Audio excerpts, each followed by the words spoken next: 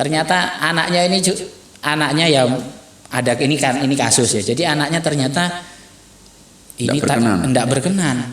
Karena tanah ini kalau dijual nilainya bisa 500 juta gitu kan. Bisa lagi. Wah, ini bisa hidup sampai 7 turunan gitu. Akhirnya yang status wakaf tadi itu Pak tidak jadi diwakafkan. Tapi dia menang karena memang tidak ada hitam di atas putih tadi. Dokumen pendukungnya. Betul.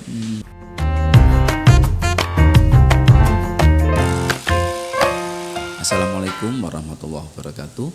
Sobat Kemenak sekalian, berjumpa lagi bersama saya Ferry Mahendra Kurniawan dalam acara siaran keagamaan kantor Kementerian Agama Kota Mojokerto. Alhamdulillah pada kesempatan ini saya didampingi oleh dua orang rekan dari penyuluh agama Islam.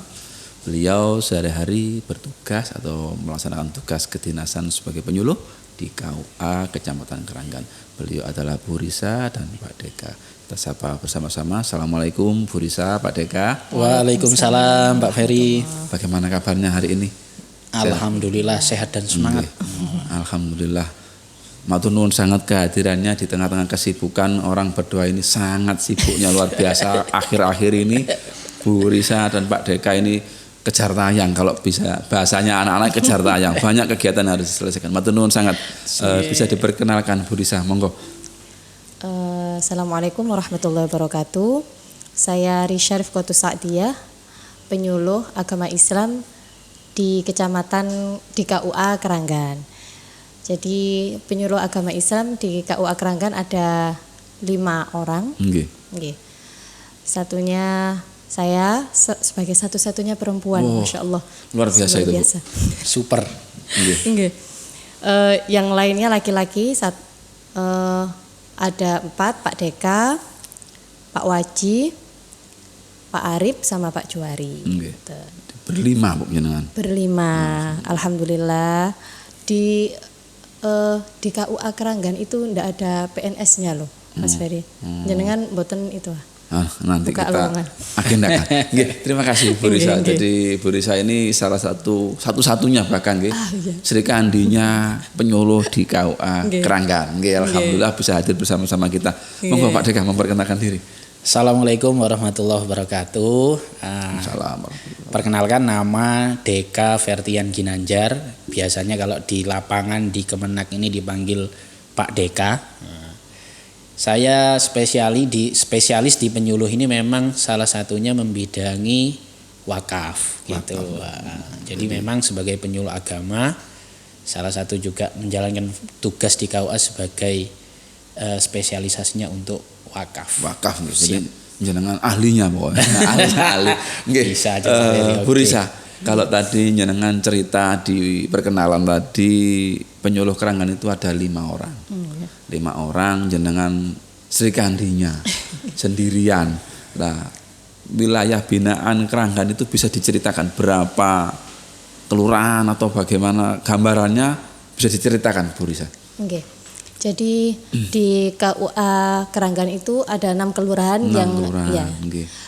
yang pertama Kelurahan Keranggan, kemudian Kelurahan Miji, Jagalan, Sentanan, Purwo Tengah, satunya apa ya? Meri. Jadi yang wilayahnya besar, satu penyuluh itu biasanya dinaungi satu kelurahan. Tapi untuk kelurahan Jagalan sama Sentanan kan kecil Jadi ada salah satu penyuluh yang double di 2 kelurahan itu, Jagalan sama Sentanan sama Purwo Tengah itu kan juga kecil. Itu wilayah kerjanya. Untuk spesialisasinya memang sudah kami bagi. Jadi untuk wakaf tadi Pak Deka. Kemudian saya itu koordinator sebenarnya. Jadi saya membantu di semua bidang. Cuman saya zakat kalau yang spesialisasinya. Untuk Ustadz Waji, keluarga Sakinah, untuk pemberantasan buta huruf Al-Qur'an Pak Arif, dan kemudian Pak Juari itu yang membantu karena beliau juga baru. Jadi lebih banyak membantu kerja kami. Itu untuk spesialisasinya. Tapi sebenarnya di KUA itu banyak ya pelayanannya, banyak sekali. Untuk produk hukum kan yang kita tahu pasti buku nikah gitu. Tapi sebenarnya ada lagi kayak wakaf. Nanti bisa dijelaskan lebih lanjut sama Pak Deka. Juga ada bimbingan dan penerangan untuk masyarakat Islam sebenarnya yang paling banyak. Misalnya pembinaan majelis taklim itu yang pasti itu ya. Itu jadi kita alhamdulillah ini mulai tahun ini mulai pas baru ada ASN P3K masuk itu kita punya program kayak turba gitu loh Mas Ferry, turun ke bawah ke majelis-majelis taklim di setiap kelurahan. Kemarin sudah kelurahan Keranggan sudah, terus kemudian kelurahan Jagalan, nanti insya Allah selanjutnya yang di kelurahan yang lain. Jadi seharusnya di KUA itu banyak sekali masyarakat itu bisa minta, maksudnya datang ke KUA itu tidak hanya untuk daftar nikah, tapi banyak pelayanan KUA yang bisa kami bantu di dalam KUA. Berarti banyak sekali layanan yang ada di KUA, khususnya KUA Keranggan, dan bagi sobat Kemenak sekalian atau warga Kota Mojokerto khususnya yang ada di wilayah Kecamatan Keranggan, ketika membutuhkan sesuatu hal terkait dengan pelayanan baik kepenyuluhan, baik pelayanan keagamaan, nikah dan lain-lain, mungkin wakaf, zakat, bahkan mungkin apapun itu bisa datang ke KUA Kecamatan Keranggan yang ada di Jalan Panggreman Gang 6 nomor 21 dekat Masjid Masjid Al-Mujahidin, sebelahnya SDN Keranggan. Jadi insya Allah sudah tahu semua. Pak Deka, siap. Tadi disampaikan itu kan jenengan ini kan spesialisasinya wakaf. Bukan berarti yang lain tidak bisa, Pak. Yang lain pasti bisa, tapi lebih khususnya itu wakaf. Ini pengalaman jenengan Pak Deka. Mulai kapan nangani wakaf di penyuluhan ini Pak Deka? Bisa diceritakan Pak Deka? Ya, jadi wakaf ini sudah termasuk lama lah, kami sudah berkecimpung sekitar 5 tahun untuk membantu proses ikrar wakaf ini terutama. Dan yang memang paling banyak hari ini adalah di wakaf tanah ini. Nah, di sisi lain memang agak banter atau agak cepat juga karena ada program pemerintah tentang percepatan sertifikasi tanah wakaf. Nah, ini jadi akhirnya banyak kegiatan kami yang memang pendampingan wakaf sampai di sertifikat yang awalnya SHM, sertifikat hak milik, berubah menjadi sertifikat tanah wakaf. Apa sih sebenarnya keuntungannya? Nah, ya jelas ya, kalau sertifikat SHM ini sudah akan kena pajak. Setelah itu juga rawan misalnya yang si A ini pernah ada. Nah, ini untuk pengalaman juga yang pernah kami temukan di lapangan. Pengalaman pertama itu orang tuanya si A ini sudah ikrar wakaf, menyatakan ini diwakafkan. Ini tanahku yang ini secara lisan sudah diwakafkan. Juga sudah ada saksi-saksinya waktu itu.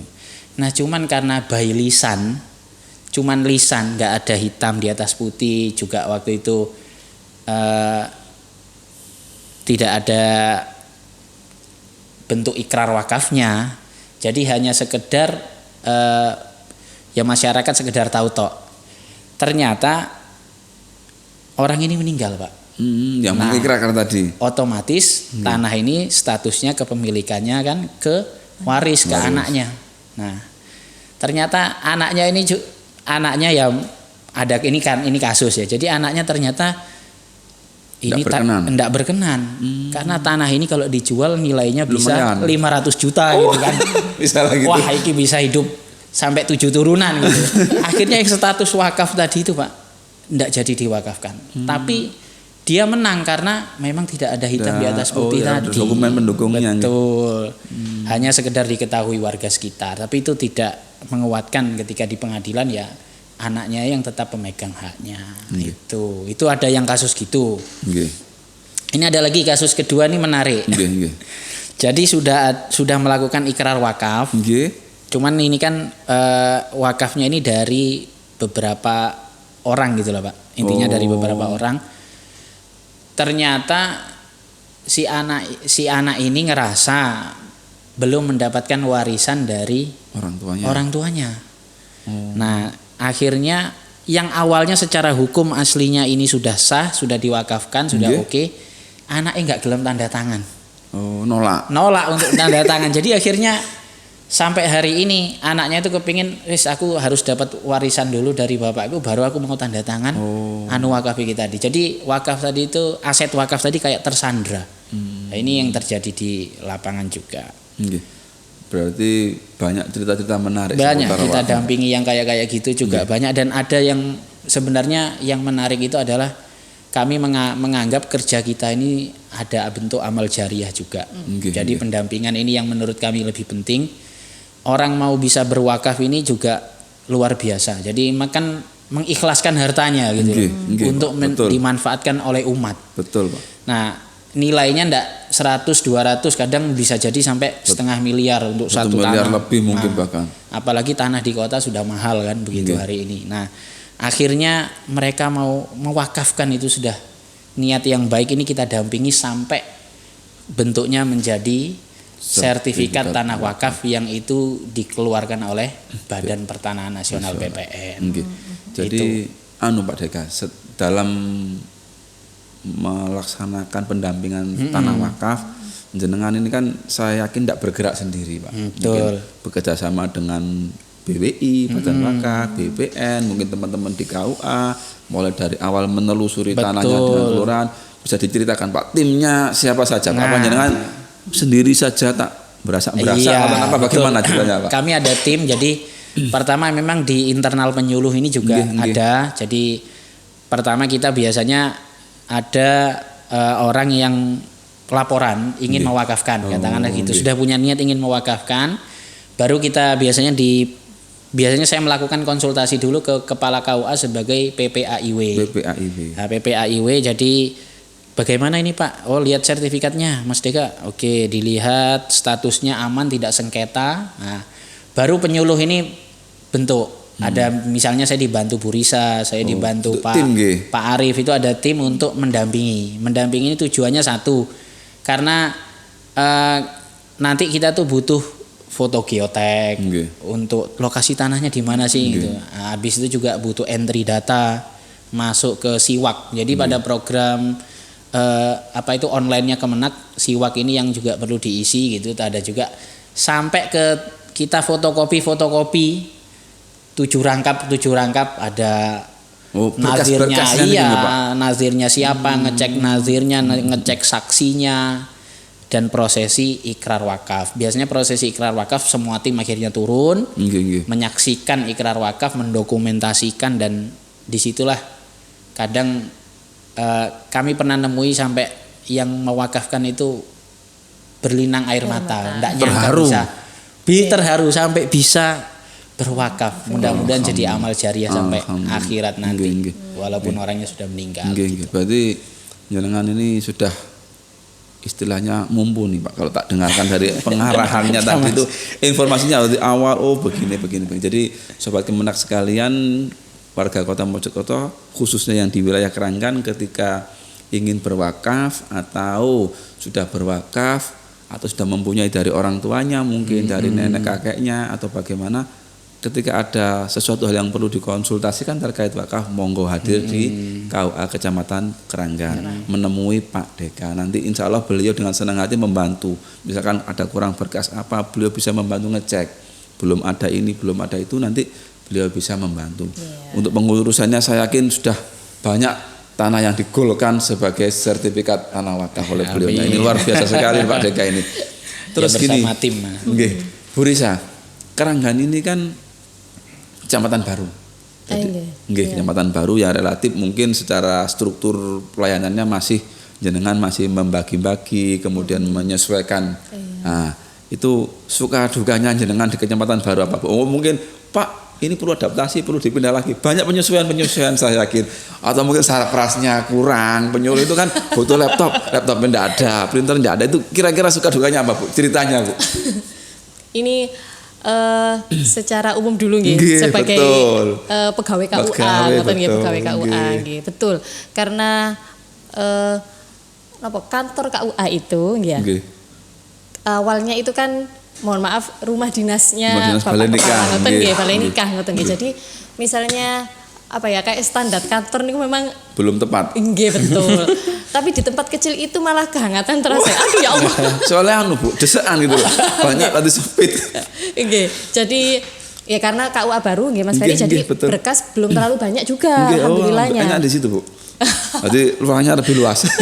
Iya.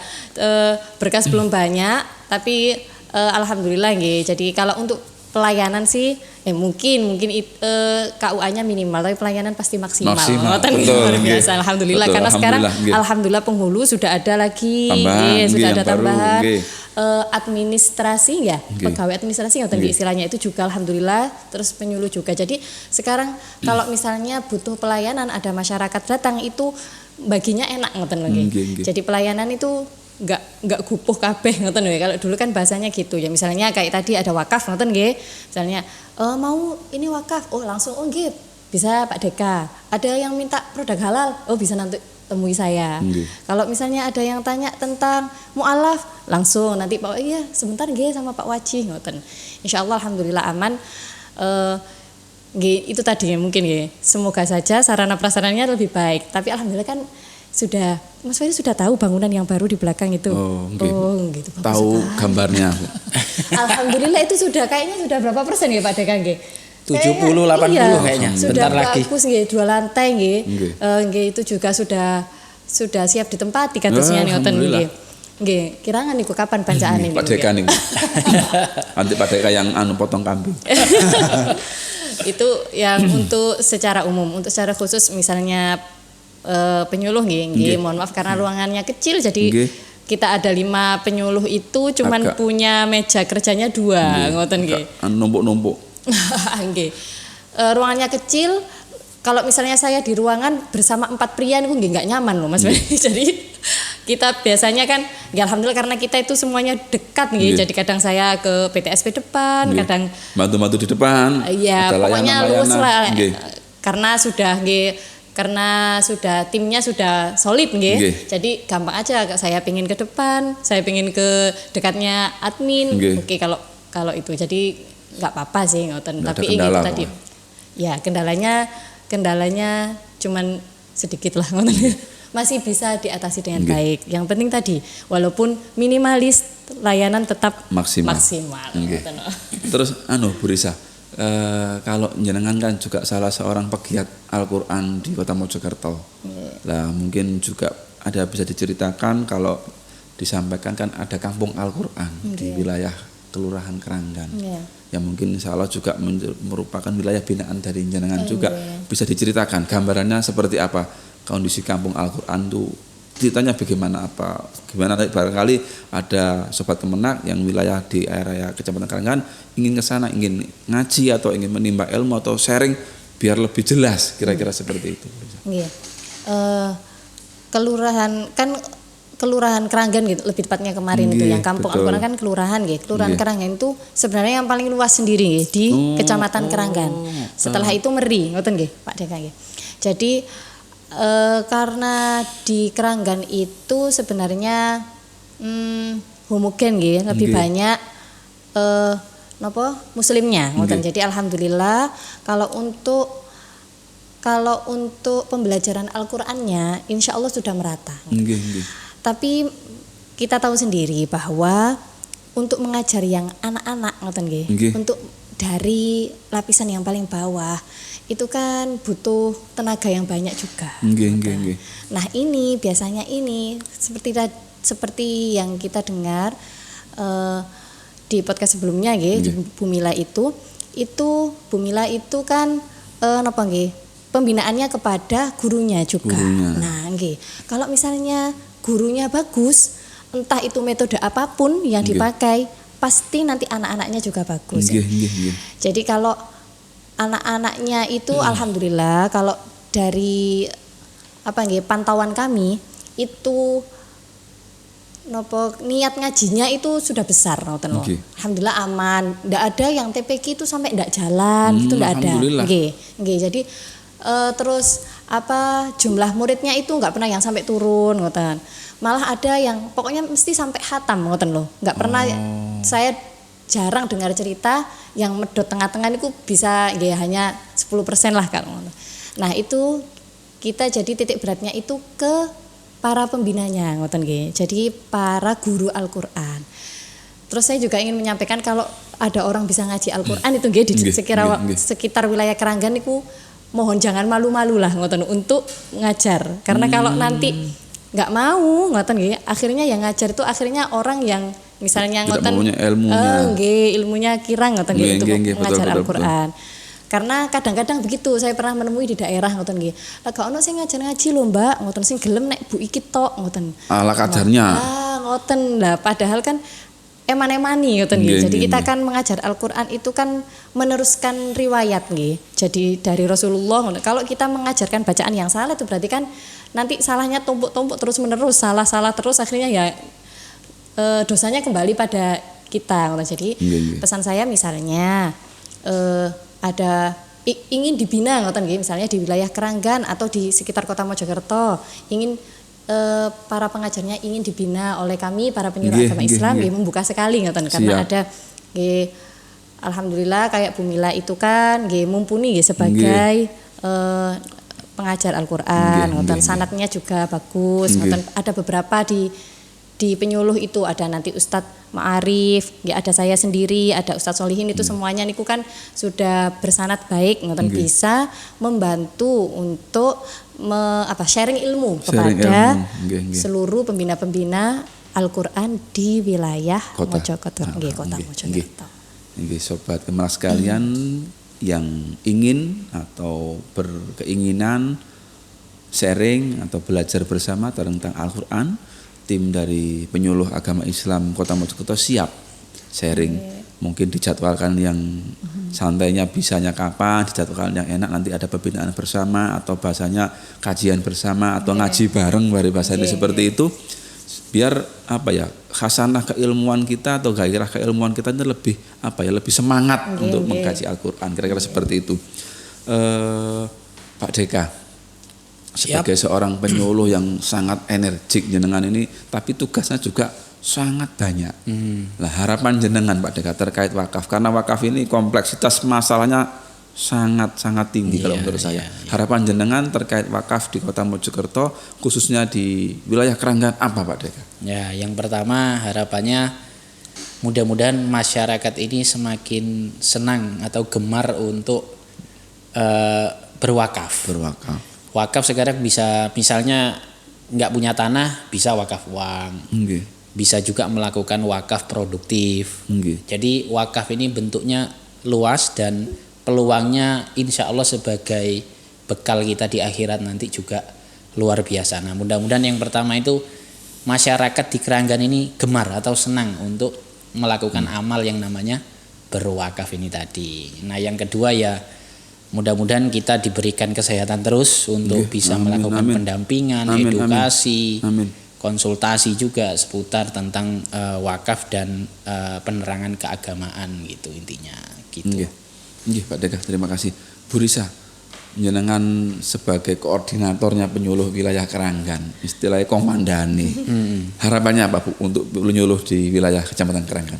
Harapannya untuk tim penyuluh agama Islam di wilayah KUA Keranggan semoga tetap semangat dalam melayani masyarakat, kemudian semakin solid, semakin solid. Akhirnya kan nanti imbasnya kan bisa ke masyarakat, jadi semakin baik kerja kita akan dirasakan baik juga oleh masyarakat. Kemudian pesannya untuk masyarakat umumnya wilayah Keranggan, masyarakat agama, monggo kalau ada ingin berkonsultasi masalah apapun tentang keagamaan jangan ragu-ragu untuk datang ke KUA Keranggan. Walaupun nanti kita tidak tahu solusinya bagaimana, tapi insya Allah kita akan maksimal untuk melayani masyarakat di wilayah Keranggan. Alhamdulillah, luar biasa sekali bincang-bincang kita pada kesempatan ini dengan dua narasumber yang cukup punya cerita menarik dan pengalaman-pengalaman, kemampuan teknisnya ini luar biasa sekali. Seperti Pak Deka terkait wakaf ini sebenarnya banyak yang ingin kami gali Pak Deka ini, daging semua ini ilmunya. Bu Risa juga, tapi waktu yang membatasi kita. Dan semoga apa yang kita perbincangkan kita sampaikan pada kesempatan ini memberikan manfaat bagi kita semua. Dan kita berharap masyarakat Kota Mojokerto khususnya yang berada di wilayah Karanggan menjadi juga lebih baik dan lebih bisa intinya lebih religius dan bagi memberikan kemanfaatan bagi semua. Demikian yang dapat kami sampaikan pada bincang-bincang kita kali ini. Saya Ferry Mahendra Kurniawan sebagai host dan Bu Risa dan Pak Deka, terima kasih atas segala perhatian. Mohon maaf atas segala kekurangan. Kita akhiri. Assalamualaikum warahmatullahi wabarakatuh. Waalaikumsalam.